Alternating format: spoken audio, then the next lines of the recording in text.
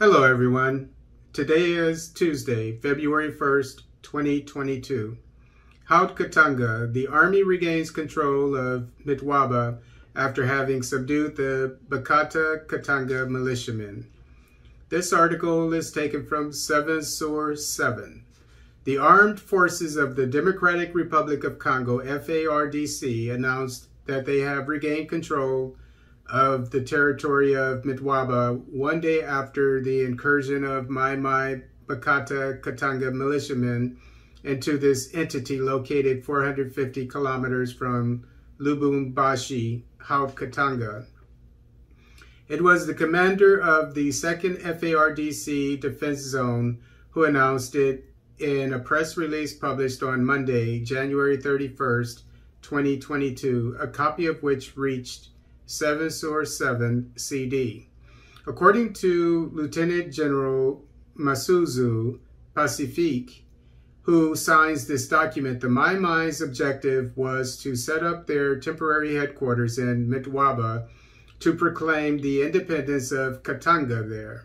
The latter had the objective of taking full control of the capital of the territory of Mitwaba to install their provisional headquarters of the independent state of Katanga before continuing to conquer the entire large region of the former Grand Katanga.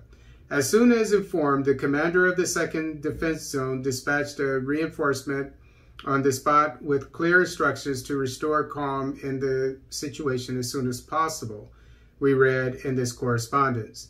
In the aftermath, the Congolese army announces that it has seized the Mai Bakata Katanga. Mai is the local term for insurgents.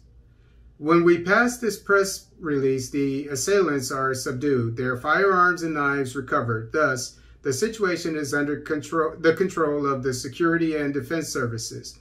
The commander of the 2nd Defense Zone invites the population to calm down, to go about their business freely, and to collaborate with his army by denouncing any suspicious movement, concludes this document. Last Saturday, more than 250 Mai Bakata Katanga had gone to the office of the territory of Mitwaba to announce their self-determination of the former Katanga, a situation that has created a psychosis in the head of the inhabitants, some of whom did not send their children to school on Monday, according to civil society. I covered this in the last few days, and I think it was yesterday, I reported that 80 more, somewhere around 80 more of them, turned themselves in.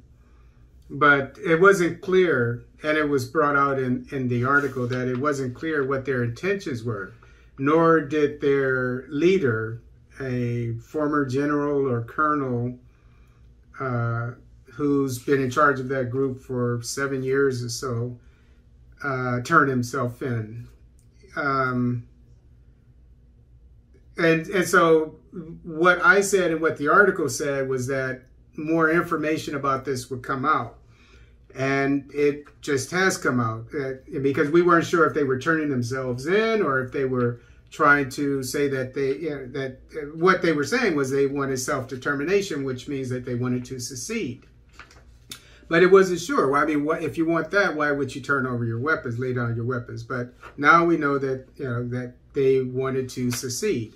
But by the same token, they turned themselves in. I guess they've pretty much given up. But I'm assuming that they're requesting to have that area. And as I said, their leader has not turned himself in.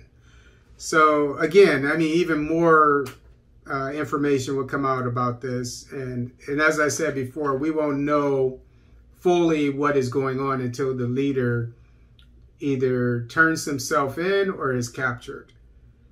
But it's a good sign that they, quote unquote, turned themselves in, laid down their weapons. And this area is near the border of Zambia in Southeastern DRC, as opposed to the area that's the hot spot that is in Northeastern DRC, in the Great Lakes region.